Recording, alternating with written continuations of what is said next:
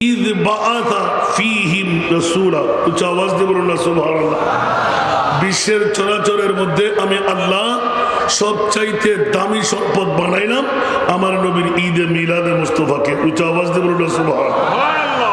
আজকে সেই দামি একটি সম্পদ নিয়ে আমাদের রাত অতিবাহিত হচ্ছে।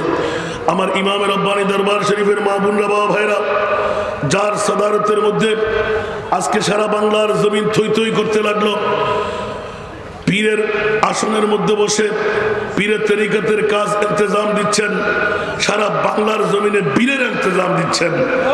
যে জাতের নাম উল্লেখ না করলে শুকরিয়া আদা হবে না, যিনি এই মুহূর্তে আপনার এই হাজীগঞ্জের জমিনে, এই মুহূর্তে চাঁদপুরের জমিনে, এই মুহূর্তে কুমিল্লার জমিনে, এই মুহূর্তে চট্টগ্রামের জমিনে, এই মুহূর্তে নোয়াখালীর জমিনে প্রতিদিন শুধু ঘুরে বেড়াচ্ছে একমাত্র সুন্নিয়তের তাবলীগের জন্য, ঠিক কিনা?